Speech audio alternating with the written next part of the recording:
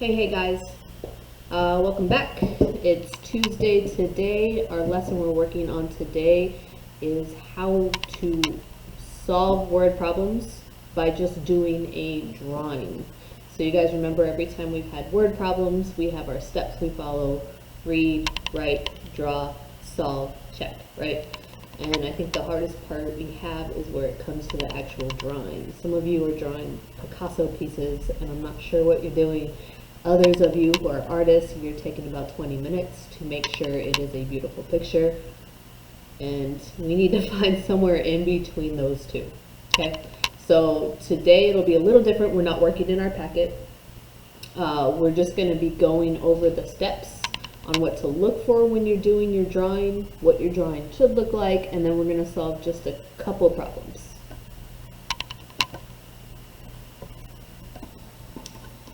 Okay, first things first, here is my new anchor chart. Like I told you guys before, if you really like them, copy them. I think it'll help you learn it a little bit better, plus you're always going to have it with you in the future.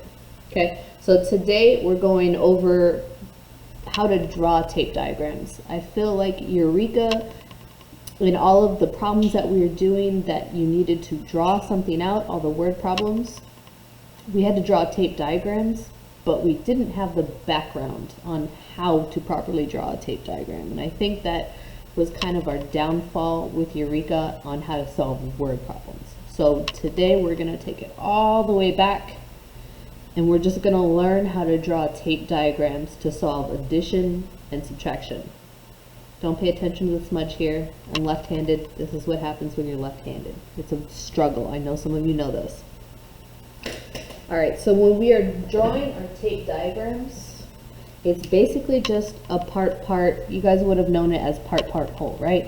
Okay, here we're gonna use the word total just because more often than not, when we're solving a word problem, we either know a total or we're solving for a total amount of things. Those are the words we use. We don't really use the word whole too much, okay? So when we look at an addition problem, okay, this is kind of what it'll look like. We have our parts that we know about and we are solving for a total. All right, if you look here, what I have here in green, what's written in green is what we know from the problem. You guys take it back to last semester. Anytime we had a word problem, we always did our columns, right? Know, don't know.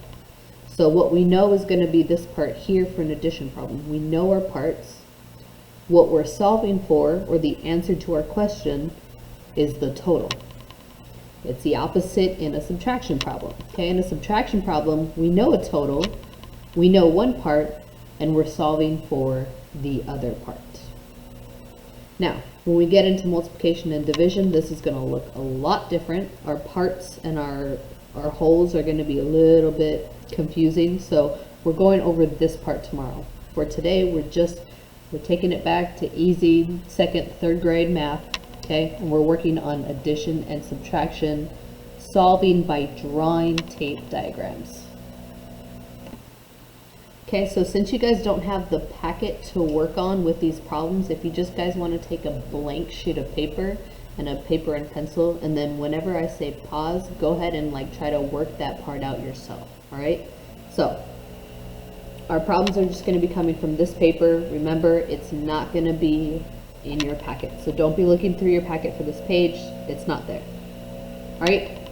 So the first thing we need to do is we read the problem and we're going to decide, is this an addition problem or is it a subtraction problem? So read through the problem. Jose has a cooler full of liquid. He has 5 16-ounce bottles of fruit punch and 1 32-ounce bottle of soda. Use the strip diagram below to find how many ounces of liquid Jose has in the cooler at all. Okay, so go ahead, take a couple seconds, decide for yourself. Is this an addition problem or is this a subtraction problem? Okay, so if you said this was an addition problem, you got it right. Okay, if we look through here without even paying attention to the strip diagram or the tape diagram that's already drawn for us, if we look here, okay, what we know is he has 5 16-ounce bottles of fruit punch, and we know he has 1 32-ounce bottle of soda. Okay, These are our parts. When we come down here to the end, Jose, how many ounces of liquid does Jose have in all? In all tells us, right, the total amount, right? So that is what we're trying to find. So if what we don't know is the total, but we do know the two parts, we can clearly see this is an addition problem. So this one was nice and easy, right? They did it out for us. He has 5 16-ounce bottles. So if we look here, here's 1, 2, 3, 4, 5. If you were to draw out this tape diagram, you can go ahead and put 16 in each one of these, right? And then of course he had 1 32-ounce bottles. So just so we don't take things too literally, all right, when we're looking at our tape diagram, not all addition problems are going to be 2 parts equaling a total. In second grade, sure, it'll look like this. First grade, definitely it's going to look like this. But as you get older, right, we got to make things a little bit more complex. Okay, when you're drawing out your tape diagram, good point of thumb is to figure out how many parts are in the problem. So here he had 5 and 1. So I know that when I'm drawing this out, I should have 6 total. Here they went ahead and drew the 32 bigger than the 16 because that would be accurate, right? 32 is bigger than 16. It doesn't have to be that way when you draw. So when you go to solve, all right, this is an addition problem. 16, 16, 16, 16, 16, 32. We add it all together. Go ahead, pause the video, and take a few seconds to add that together. Okay, so as you line them up vertically and you add, I went ahead, I put all of my 6s together. Why? Because in every addition we can try to find a simple way to do it using multiplication. There are 5 6s, it totals 30, 30 and 2, 32, add it together. We had a total of 112 ounces. So our answer would be B. All right, moving on to our next question. Tirza has B books, her mom has 36 books, and her sister has 24 books. They have 84 books in all. How many books does Tirza have? All right, go ahead and take a second and let me know, is this an addition problem or is it a subtraction problem? Okay, so if you said this was a subtraction problem, you are right. Okay, when we look here, remember the important part in the subtraction, we know it's a subtraction problem because we know parts. Remember, it can be more than one part, not always simple part total. Okay, we know some of the parts, right? We know Tirza has some books. Her mom, we definitely know, has 36. Her sister definitely has 24. And we also know the total. They had 84 books in all. So what are we solving for? The missing part would be Tirza. How many books does she have? So when we go to draw out this tape diagram, we know that there are how many parts? 1, 2, 3 parts total.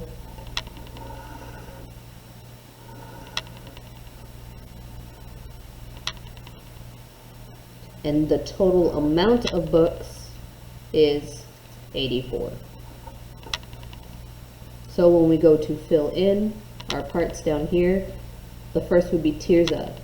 Remember we said when we have a letter representing an unknown number, we call this a variable. So here, my variable is B for books. So I'll put a B there. Next, mom, she had 36. And then finally, sister had 24. All right, there are a few ways you can go ahead and solve it from here. Since we know our total, we can take our total and we can subtract first sister, and then we could subtract again mom, right? And we'd end up with B, the amount of books Tirza had. The other options are we can also add first. How many books did they have in total, right? So 6 and 4 is 10, 5, 60. So if mom and sister had a total of 60, now we're solving for the missing part, Tirza's books, right?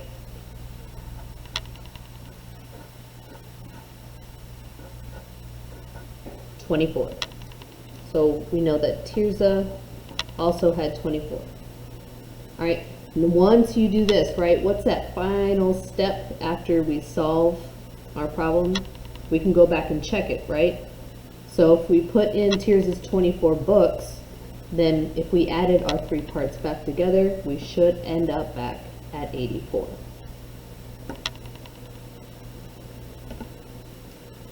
Now, this is where the part where we pay attention to what the question is actually asking. It didn't ask us to solve the problem, but you go ahead and solve the problem, because by doing this, we can see exactly which answer choice we should choose. Keep that in mind. These types of questions are tricky because they're not actually asking for you to solve, but by solving, we go ahead and we make it that much simpler to find the right answer. Okay, so the next 2 problems, what we're going to do is I will leave them up here for you to see. You will be working them out on your own. So what you need to be able to do is figure out, is this an addition problem? Is it a subtraction problem? Set up your tape diagram and then figure out what your answer is. Okay? What I want you to do is, once you've done this, if you can, maybe take a picture of it and send it to me. I'll put my email up at the end, or you can always post the answers in the comment section underneath the video. So if I can get at least 8 scholars to send me a response or write down their answer in the comment section during our Zoom hangout today, I will actually bring my dog out so everyone can meet my dog. All right? So, just in case we cannot see this question very well, let's zoom in a little. Okay, question 4. George had 24 arcade tokens. He used T tokens to play video games. Then he used 12 tokens for a stuffed animal. Now he has 5 tokens left. How many tokens did George use to play the game? So remember, as we're going through and reading this, all right, do we know the parts and we're trying to figure out the total? Or do we know some of the parts and the total and we're trying to figure out a missing or unknown part? Okay, try to figure that out. Once you've got that, then we find our parts, we find our total, and we set up our tape diagram. All right, so go ahead and do that. And then if you have an answer, if you can take a picture of the answer, take a picture of your work, that would be great. You can email it to me, all right, or you can post it at the bottom of the comments. All right, and then we have one more that we're going to do, or shall I say you guys are going to do on your own. Okay, this one's a little easier. There's a picture for you, right? Okay, so Greg has 3 baskets of apples. He has 2 baskets of red apples and 1 basket of green apples. There are 24 red apples in each of the 2 baskets and 8 green apples in the other basket. Use the strip diagram below to find out how many apples Greg has in all. All right, they've done half the work for you here, guys. You can already see here, right? What do we know? What are we trying to figure out, right? Is this an addition problem? Is this a subtraction problem? If we look here, they've shown us 2 of the parts, but if we read the question, can we figure out a missing part, or do we know the total? Does it show us anywhere in here what the total might be? Okay, is this an addition problem, or is it a subtraction problem? Just like with the last one, go ahead, solve it, You can put your answer down in the comment section. You can take a picture of it, send it to my email. All right, I'm gonna go ahead and leave my email here for a few seconds, just in case that's what you wanted to do. Go ahead and write it down.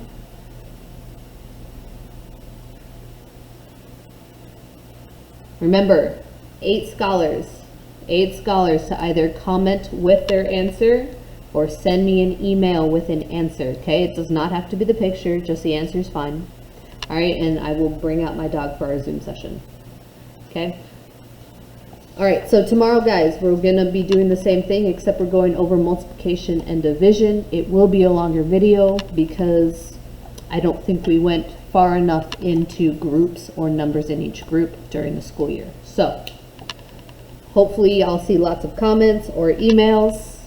Keep an eye out, and hopefully you'll be able to see my dog later. We'll talk to you guys later. Remember, look on Bloom's, figure out what time that meeting is on Zoom. You can use your phone or you can use the computer if you have one. Hope to see a lot of your faces later. Bye.